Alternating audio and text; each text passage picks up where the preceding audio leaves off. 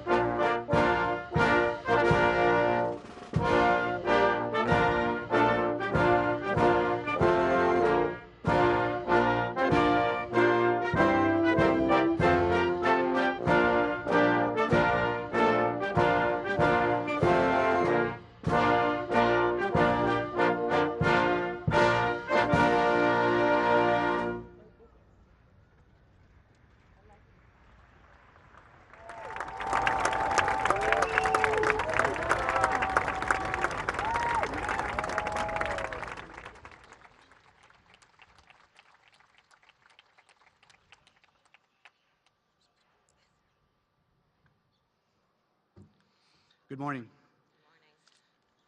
My name is Dr. Roy A. Guerrero. I'm a pediatrician, and most importantly, I'm a born and raised Uvaldean. It is an honor to be here and celebrate the first major gun legislation in 30 years.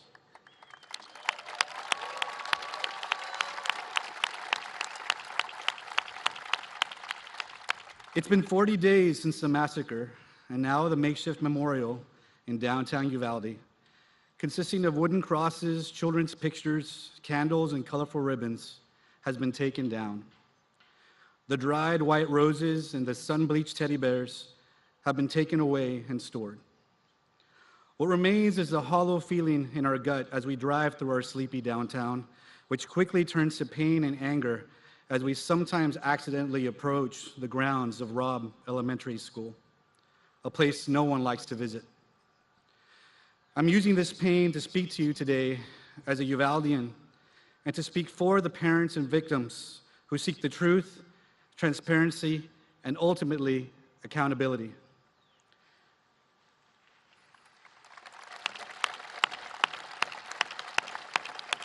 These parents seek a safe and secure environment for their children. It's been tough being a pediatrician in a community where children do not want to return to school and parents don't want to send them there with the fear of a future attack. I see children daily with PTSD and anxiety that's now leading to depression. I spend half my days convincing kids that no one is coming for them and that they are safe knowing, and that they're safe. But how do I say that knowing that the very weapons used in the attack are still freely available? Let this only be the start of the movement towards the banning of assault weapons.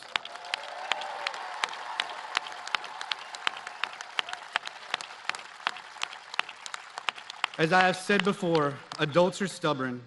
We're resistant to change, even when the change will make things better for ourselves, but especially when we think we're immune to the fallout. As we have seen, no community is immune to the fallout. Rather, the fallout is landing in our backyard on a weekly basis. I commend the bipartisan legislators who worked tirelessly to pass this bill. I thank President Biden and Vice President Harris for always standing with the community of Uvalde and allowing our voices to be heard. I invite everyone to move forward from this start of the change that will allow all of our children to make it to the end of our fight, which is a world where safety in schools is never doubted and weapons of war are not allowed in our communities.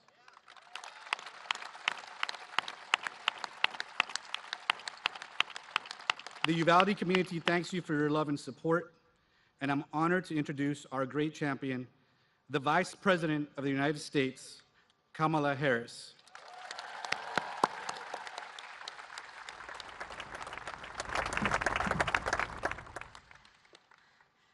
Good morning. Thank you, Dr. Guerrero, for the introduction and for your courage and your compassion. You have been such a source of strength to the families of Uvalde, and I know that is not without personal sacrifice. Thank you for your leadership.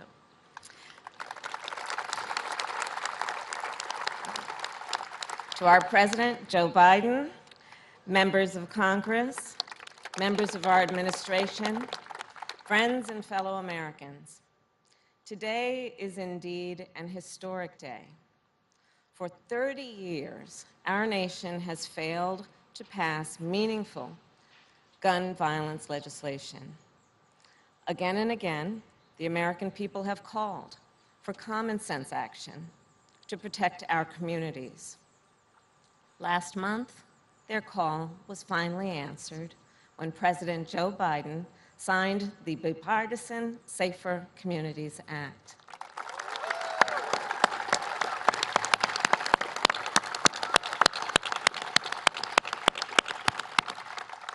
Because of our president's leadership, and because of so many of you, we have passed a law that will make communities around our nation safer. For my whole career, addressing gun violence has been one of my top priorities, first as a courtroom prosecutor, then as district attorney of San Francisco, where we created a gun specialist unit to go after violent offenders. Then, of course, as Attorney General, where our office worked closely with the California Bureau of Firearms to investigate and seize firearms from those who unlawfully possess them. As a United States Senator, together with my former colleagues in the Senate, we supported various pieces of legislation to address this crisis. So I knew, and I know now, as so many of you do, that we are overdue in getting this work done. And I know it will save lives. Together we gather with many of the leaders who made this law a reality. To the friends and family members of the victims of gun violence, in the face of so much pain, you have shown incredible strength, and it is a profound honor to stand with you today. To the members of Congress who are here with us, in the face of so much pessimism, you passed a bipartisan law. You worked across the aisle, and the product of that work will make our communities safer. And that deserves applause.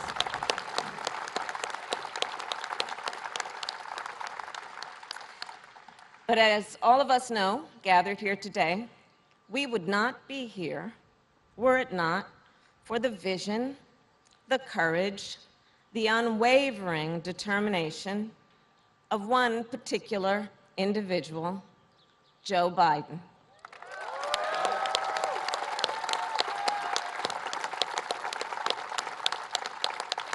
Our president, Joe Biden, has fought for decades to end the terror of gun violence.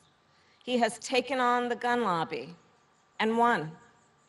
As a senator, Joe helped pass, then I would have called him Joe, now I call him Mr. President, the Brady Handgun Violence Prevention Act.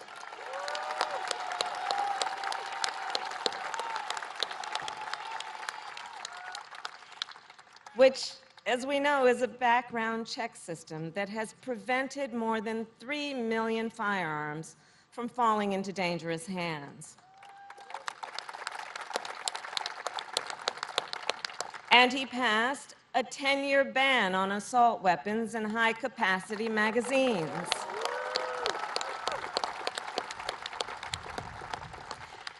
As Vice President, Joe Biden led the Obama-Biden administration's efforts to reduce gun violence. President Joe Biden knows the tremendous pain of gun violence. He has seen it up close. He has held hands with parents who lost children and with children who lost parents. President Biden knows the urgency of this fight, and he will continue to do all in his power to protect the people of our nation. And now, it is my honor to welcome Garnell Whitfield, Jr., who I spent time with and his family mourning the loss of his beloved mother. Mr. Whitfield.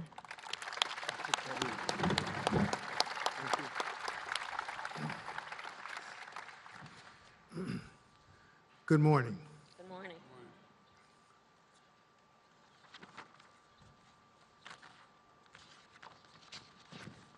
At the wrong place.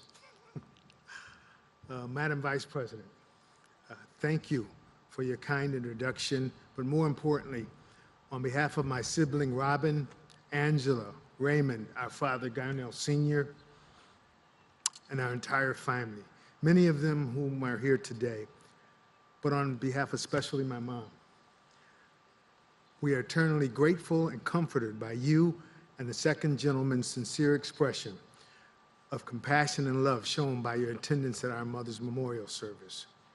As we shared with you then, she was a big supporter of you, and we are certain that she is still dancing around heaven all day just knowing that you were there. My name is Garnell Whitfield, Jr., and I'd like to begin my remarks by saying the names of the victims of the Buffalo Massacre: Roberta Drury, Celestine Cheney, Andre McNeil, Hayward Patterson, Catherine Massey, Margus D. Morrison, Aaron Salter, Geraldine Talley, Pearl Young, and Mrs. Ruth E. Whitfield, our 86-year-old mother, all of whom went to the only supermarket in their community on May 14th to pick up groceries, believing that they were safe. But they were not. The devastating reality is that an individual armed with a weapon of war walked in with cameras rolling and massacred them in the name of a hateful ideology. My family, our families, and our community are devastated, but their intent to divide us and to promulgate further violence within our community has failed miserably. For we have instead chosen to love over hate, to speak out rather than stay silent, and to stand with those courageous enough to lead us to the signing of the most impactful gun legislation in over 30 years. We're truly grateful for this day, but we know that this is only the first step. This new law will undoubtedly help and in some cases prevent future tragedies, but there is much more to do. We must address white supremacy and direct domestic terrorism.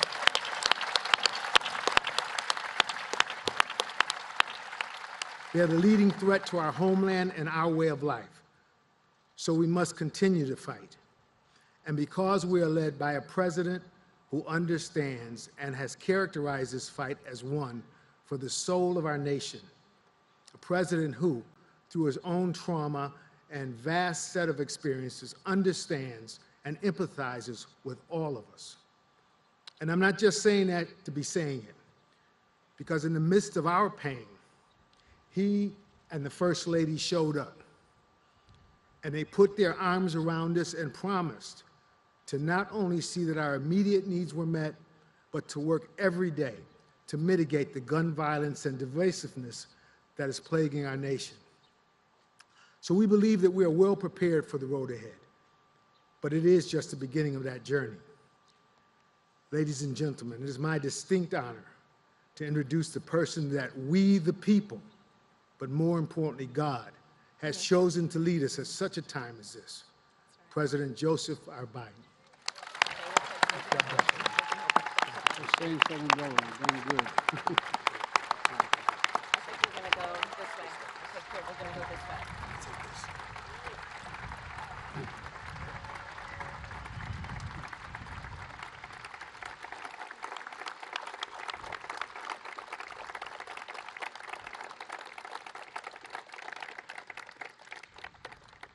Good morning, everyone. Doc, thank you. your heroism in treating wounded children at Uvalde, many of whom you've known their whole lives, and treated them with normal child problems as a pediatrician. It's something we'll never forget. And Garnell, it's good to see you again. I know how tough it is. A lot of people in here have been the victims of gun violence, lost sons, daughters, husbands, wives. They understand your pain. And every time you stand up to talk about even for a good cause, it brings it all back like it happened yesterday. But thank you for the courage to do it. Jill and I will never forget the time we spent with you and your families.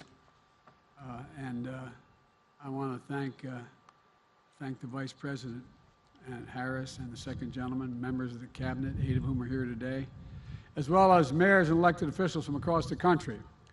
I want to particularly thank the governor of Illinois and the mayor of Highland Park for being here. We've had, no, I mean it sincerely, we had a number of conversations immediately after the attack in Highland Park, and I've been impressed with the way they've handled things. It's been extraordinary. And as the 3 of us have discussed, we have more to do. I also want to thank the bipartisan group of senators who worked so hard to get this done, especially Senators Murphy, Sinema, Cornyn, and Tillis. I hope it doesn't get you in trouble mentioning your name. So thank you for courage. As well as all the members of Congress who have worked on these issues for a long time, 80 of whom are with us today. And I'm sorry Senators Schumer and Blumenthal can't be here today, but they're working from home, overcoming mild cases of COVID. I know how hard it is to get things done because I know how hard it was to write the first gun legislation, at least the first one in my career, that was passed nearly 30 years ago. That's how long ago it was. And as I look out in this crowd, I see so many advocates and families, many of whom have become friends, whose lives have been shattered by gun violence and who have made it their purpose to save other lives. I've spent so much time with so many of you over the years that we've actually become personal friends. And I can't thank you enough for your willingness to continue to fight for other families. Nothing can bring back your loved ones, but you did it to make sure that other families don't have the experience the same loss and pain that you've experienced. And you've felt and you feel the price of inaction, that this has taken too long with too much of a trail of bloodshed and carnage. And I know public policy can seem remote, technical, and distant from our everyday lives, but because of your work, your advocacy, your courage, lives will be saved today and tomorrow because of this.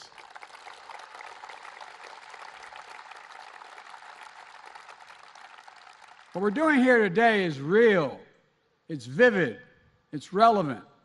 The action we take today is a step designed to make our nation the kind of nation we should be. It's about the most fundamental of things, the lives of our children, of our loved ones. We face literally a moral choice in this country, moral choice with profound real-world implications. Will we take wise steps to fulfill the responsibility to protect the innocent and while keeping faith with the constitutional rights? Will we match thoughts and prayers with action? I say yes, and that's what we're doing here today. Today's many things is proof that despite the naysayers, we can make meaningful progress on dealing with gun violence. Because make no mistake, sit down, you'll hear what I have to say. If you think you...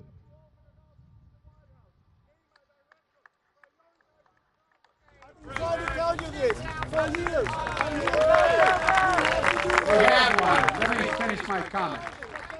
Let him talk. Let him talk. No one, okay? Because make no mistake about it, this legislation is real progress, but more has to be done.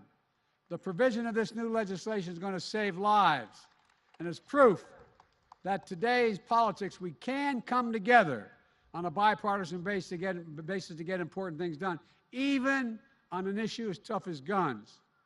And one more thing, it's a call to action to all of us to do more. To take away from the legislature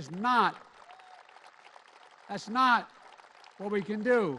It's the takeaway from this is that now we're opening to get much more done. Senator Murphy has said, when you look at the biggest social issues America has faced throughout our history, quote, success begets success. And that's when you, quote, finally move that mountain. You can ignite a movement when you do that for more progress to follow. We finally moved that mountain, a mountain of opposition, obstruction, and indifference that stood in the way and stopped every effort at gun safety for 30 years in this nation. Now's the time to galvanize this movement, because that's our duty to the people of this nation. That's what we owe those families in Buffalo, where a grocery store became a killing field. It's what we owe those families in Uvalde, where an elementary school became a killing field. That's what those families in Highland Park, where on July 4th a parade became a killing field.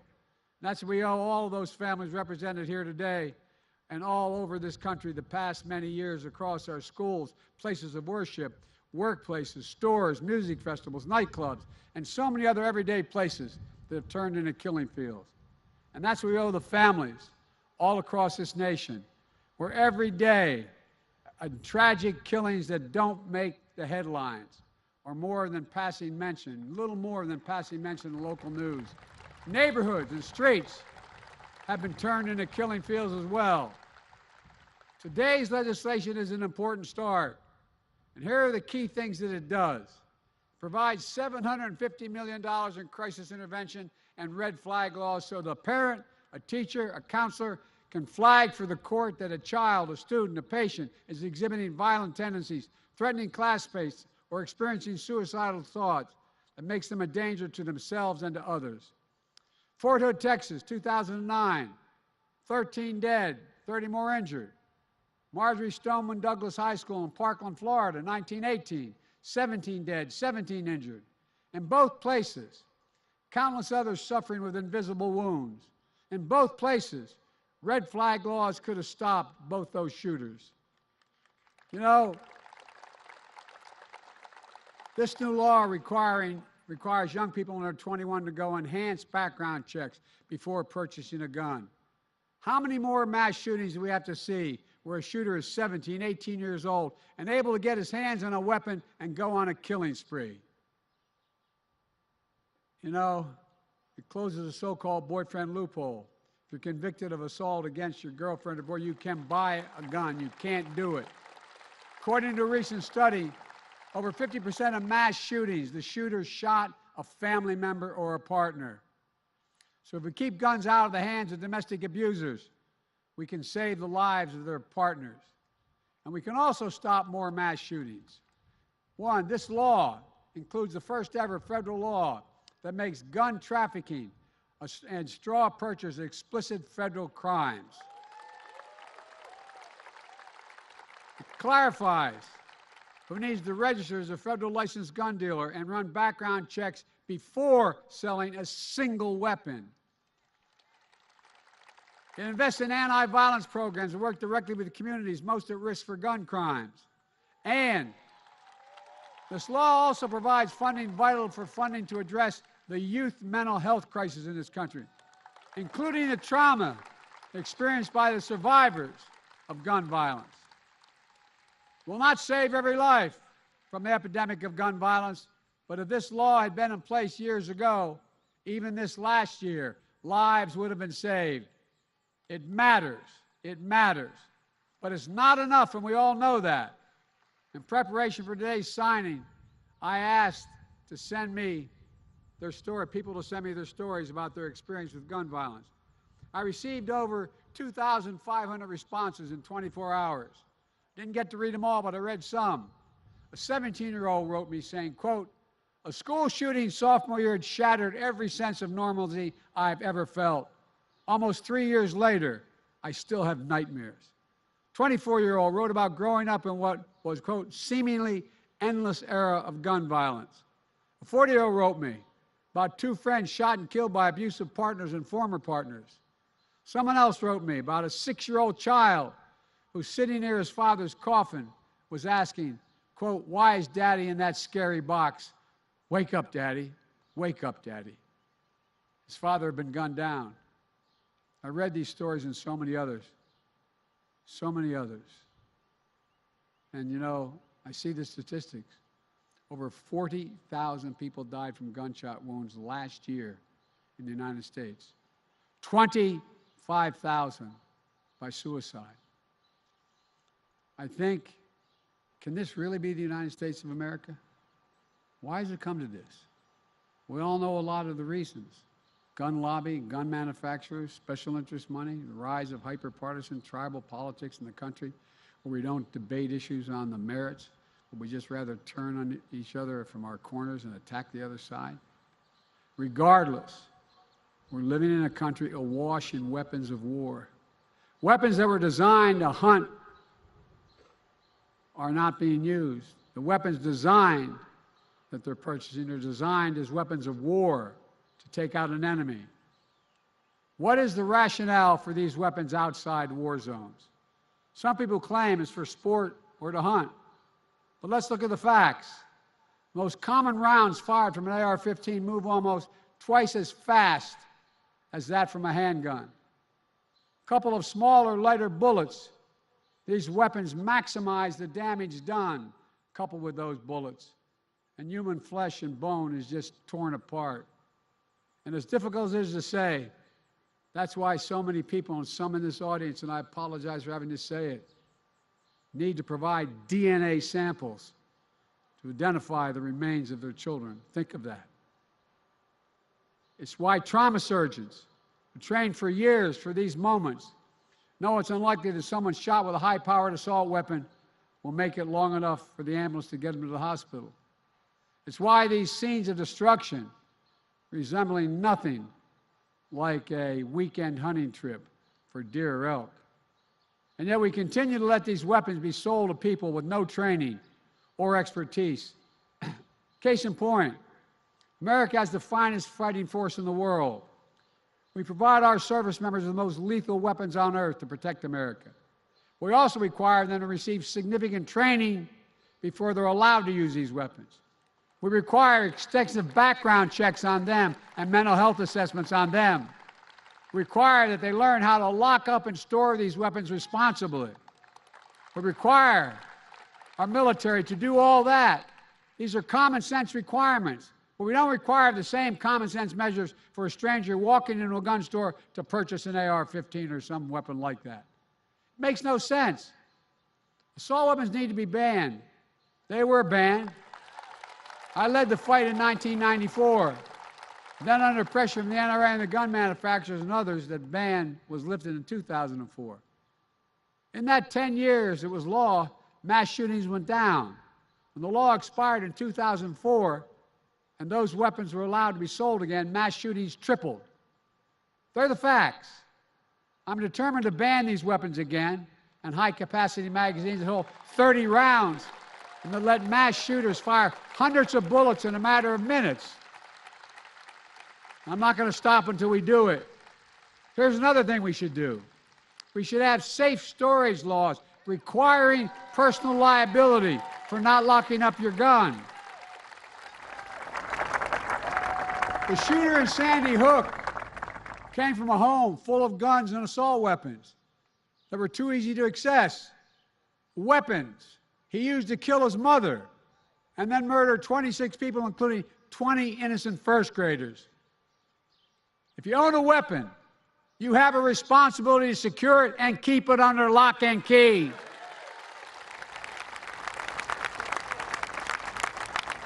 Responsible gun owners agree. No one else should have access to it, so lock it up. Have trigger locks. And if you don't, and something bad happens, you should be held responsible.